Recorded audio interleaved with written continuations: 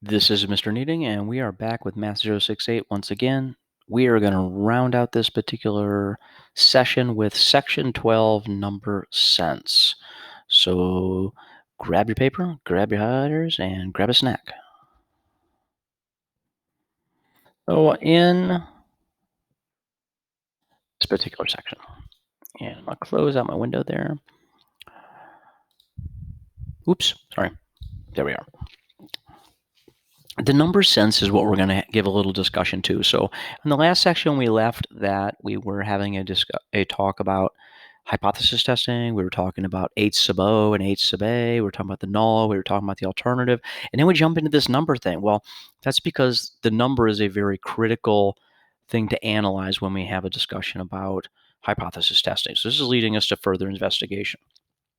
It does say, and it says very nicely, that right here, that in the p-value method, we are comparing the size of the p-value with the significance level alpha. And that's what that signature is, that little sideways looking A there is. That's called an alpha value. And when we start talking about a p-value and a significance level, remember that we did a little bit of that when we were working inside of StatKey, and we changed things from, for instance, a 95% to a 90% confidence interval level. Well, a confidence interval is sort of similar to a significance level, and we'll see how those two come together. It says, first, though, let's take a quick review. So a decimal is any number in the base 10 system. And for example, 57.49 has place value of 5 tens, 7 ones, 4 tenths, and 9 hundredths. And when we put numbers together in the decimal system, that's really what we're doing, is we're organizing them in such a fashion that we can give place value to them. It's kind of strange to take numbers apart and really analyze them and look at them. For instance, this 57.49. If we look at 57.49, remember this 5 here is in the 10 spot. Well, that's because this is really 10 to the 1 times 5. That's what this is worth. This is really 7 times 10 to the 0, because anything in the power of 0 is equal to 1, so this is really worth 7. So this is worth 50. This is worth 7. This 4 is worth 4 times 10 to the negative 1. It's actually worth 0.4, because that's what happens when you multiply to a negative exponent. And this one's worth negative 2. So this one's worth 9 times 10 to the negative 2, which is the same thing as 0.09. If I took 50 and I added it to 7, and I added it to 4 tenths, and I added it to 9 hundredths, if I took all those numbers and added them together, well, guess what they equal? They equal 57.49. That's how our number system is comprised. The further we go to the left, the greater the power of 10 goes up. So if we scanned the system and we started, for instance, at the decimal place, right there, the first number here is base of 10 to the 0, 10 to the 1, 10 to the 2, 10 to the 3, 10 to the 4, and you get the picture. And it does exactly the opposite in the other direction, 10 to the negative 1, 10 to the negative 2, 10 to the negative 3, and 10 to the negative 4, and again repeats itself forever. That's how our number system that we work with every day is made up. But generally speaking, we only probably work maybe 2 decimals sometimes to the right, which really limits our knowledge of what's going on. And in a p-value, we're going to work out here into some other decimals. We're going to work and see how small and how big numbers actually are. So we have to have what I'll call a fairly decent working knowledge of the decimal system. It says decimals are used in situations that require more precision than whole numbers and can provide a good explanation of this in money. For instance, $3 1/4 is the amount between $3 and $4. We use the decimal to write it as such as 3.25. It gives us, as we explain decimals on the right-hand side, we get a feeling for how large the number is or how close it gets to other numbers. The further it comes out here, the more place value comparisons we can compare. So for instance, if I were to compare 172 right here Oops, I can't compare that. I can't underline that. Let me get a drawing tool, and that'll get it. So if I were to compare just simply 172 right here and compare 168 right here, and I were to forget all about the 4 and forget all about the zeros going on, the 1 in the 10th position is dead equal, but the 7 is greater when it goes to the 100th position, so therefore 172 thousandths is greater than 168 thousandths. And that's how we look at that. We continue on. It says, note that 0.168 has exactly the same value as 0.168. However, the 0 in the ones place helps us remember that the number is 0.168 and it has no whole number value. Please use zeros when you have no whole number value. It clears up a lot of misconceptions. Decimal numbers are compared in the same way as other numbers by comparing the different place values from the left to the right, just like I did here. The ones were equal, but the 7 was greater, and the minute I hit a 7 that was greater, I had a greater value. We use less than, greater than, and equals to compare decimals. So, for instance, 2/10 is greater than 0.15. Why? Because the first decimal place you hit, the tenths, 2 is greater. In the second one, 0.15 is less than. Well, that's because when you hit a 1 and a 2, the 1 is smaller. 0.2 is the same as 0.2, dead equal. And 0.15 is the same as 0.15. Even if we were to add zeros on the back of that 0.15, it wouldn't change it, because in decimal numeration, these two are exactly the same, because zeros to the right-hand side of a number are meaningless inside of a decimal. We could add a slew of zeros here, and nothing would ever change. However, though, wherever you want to, if I insert anything except a 0, now we have two numbers which are not equal. Now, this one will definitely be greater than this one by that value right there.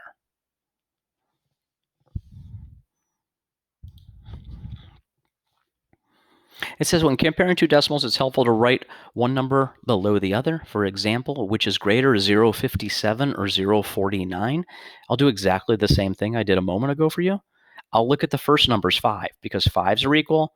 That doesn't help me. I go to the next number. Bingo. 7 is greater. The minute that takes place, the minute that happens, the minute that comes into the problem, now the 5.7 becomes greater than the 5.4. So 0.570 is greater than 0.549, or 570 thousandths is greater than 549 thousandths. And we use the notation when we're talking about that type of thing. Get my markup tool back here, and I'll use the yellow this time, where our markup is that 0.57 uses a greater than symbol between it. You always talk about the number read from the left-hand side to the right-hand side. There is a caution, and I don't need to read those bullets because those are the same as what we've already had a discussion about. You should read them. It says, caution when writing extra zeros. It's easier to compare decimals when you have the same number of decimal digits. Thus, we often write extra zeros to the right of the last number of the one of the decimals being compared. And we'll see how that works here. So for instance, if I had 0.57 compared to 0.570 compared to 0.5700, writing the extra digits to the right of the decimal does not change the value. However, at the same time, though, if there's a number at the end of that, then something changes, as I demonstrated for you earlier. Student exercise number 1. Let's compare numbers. So if we compare numbers on this chart, and we compare from left to right, the zeros are equal. The first position is the tenths position. We have a 1 in the left and we have a 0 in the right. So therefore, right away, the left number is greater. The whole numbers on the second number is equal. The tenths position of 4 is equal. But now when we get to the 8 and the 9 comparison, the right-hand number is bigger. Go down one more. We always compare by decimal point. When I look at the left-hand side number, it's 7 in the value, but the other number is 791. 791 is always bigger than 7. We don't even need to look to the decimals on the right-hand side. $2.39 is the same as 2.39 because it means absolutely nothing to have the dollar symbol. It's only a unit of measurement. On the last example, 0.8 compared to 0.08, The first position of tenths is an 8 compared to a 0, and 8 is clearly a larger number. In student exercise number 2, we have a couple of different things. So first of all, when we compare these numbers, the easiest way to do it, and I'm jotting them down real quick so I can demonstrate it to you. Oops, wrote the wrong one. 6, 5, 2, 1. Okay. So when I go to my camera, so I have 3 different numbers here. These 3 right here. The easiest way to write is to take these numbers and write them down and stack them all on top of each other. This one, 5, 6, 2, 9, and then this one, 0.5621. So the first thing you do is you look at your furthermost position. These are all the same, so none of these change at all. I go here. Well, right away, I got a number right here that's a 6. So depending on what position I'm going from, I have to go back and look. We are doing this from least to greatest, okay? So this right now for me, this automatically is my greatest position. This is my 3rd position. I'm done with this one. That's my greatest number. Now I'm comparing these two. These two are equal to each other. They're equal to each other. They're equal to each other. Oops, there's my greater one right there. So this is my 2nd greatest. And then this is my last greatest all the way out in the 4th position. So when I go to write them equivalently, I go from either greatest to least or least to greatest. And if you could just do that in your head, then that's great. You don't have to do what I'm doing. But you can see 2, 1, 2, 9, and then something that starts in the 6th position for the tenths. Same thing happens here. If we just look across the order of these values, now notice that these are going from the least to the greatest. So you have to watch which way we're going. Obviously, something with a 0 as a whole number is going to be the smallest number out there. All the other numbers have a 5 in them. The next 3 have a 5 in them.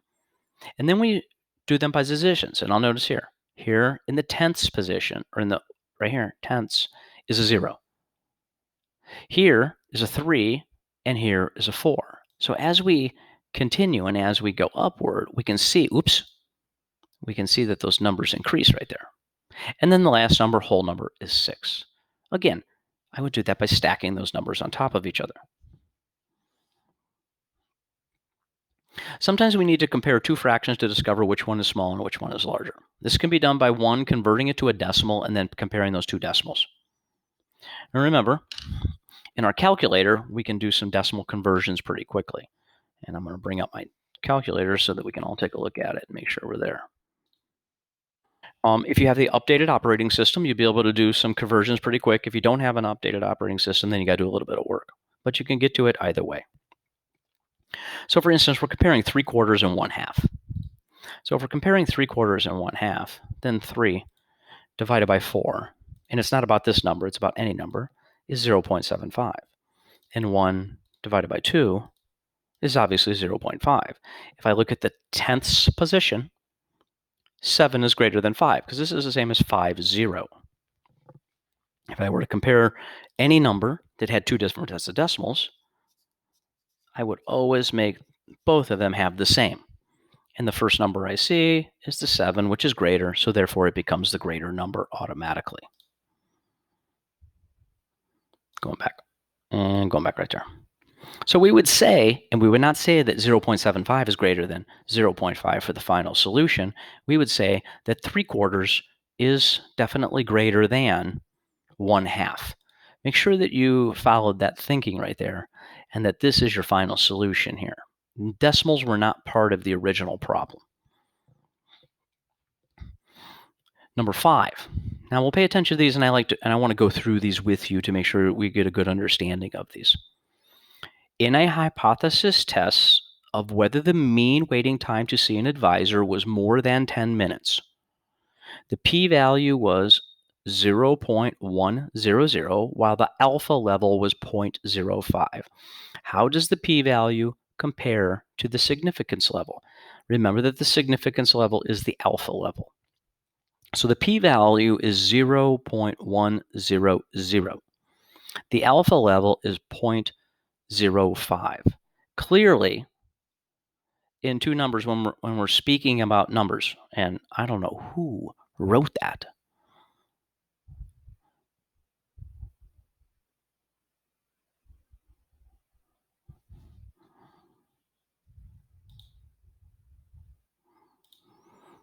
Well, it took me about 10 seconds to figure out there what somebody did when they filled this out. And this is the mainstream thing that's put up, but they made a typographical error, and it took me it took, like I said, 10 seconds to figure it out.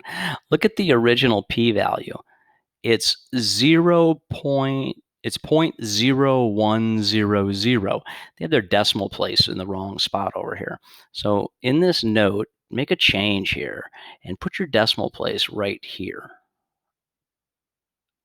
I'm not sure why that's there or what's going on there. And then at the same time, you're probably going to want to put a little 0 in over here to make yourself feel better.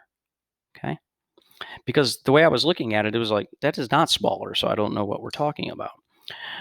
So a 0.010 is a smaller value than a 0.05. What we're trying to identify here is that the p-value is smaller or the p-value is larger. Or in contrast to that, what about the alpha level? The p-value is what we look at, though, when we analyze the number. So we would make a statement that says the p-value is less than the alpha value. That will matter massively to us pretty soon. Exercise number 6, and I'm going to have to double check people and their decimals here, and those look okay.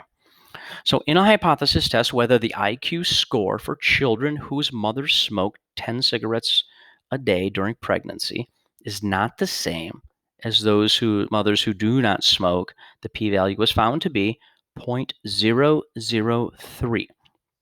The p-value is a statistic that you will be calculating. While the alpha level was 0.01, the alpha level is something that you're going to live by, which is part of the test. You don't create it, you have to test by it. How does the p-value compare to the significance level? Okay, well, 0.003 is definitely smaller than 0.01. If we line up those decimals on top of each other, the 1 would come where a 0 is at, and the alpha would become larger. But remember, we discussed the p-value. The p-value is less than the alpha value. Number 7, in a hypothesis test whether rates of quitting smoking are significantly higher using a nicotine patch than using a placebo patch. The p-value was found to be 0.24 or 24 hundredths, while the alpha level was 0.01. I want you to notice that alpha level corresponds to 1%. If I go back up here, that alpha level is 1%. This alpha level is 5%. So when we compare 0.24 to 0.01, the p-value is greater than the alpha level. In the last two, it was less, but in this time, it's actually greater. You don't know what that means yet, but it's going to mean something. In our last example, the p-value is found to be 0.0698, while the alpha level is found to be 0.05. 0.05 is clearly smaller than 0.06, even without the 98. So therefore, the p-value is larger, and we would make the statement, the p-value is greater than the alpha value. I completed all of this for you. Just go over it again, take a look at it, and please make a correction to that one faulty decimal right there, and make this part of your student upload. When you come back, we'll be on section number 13.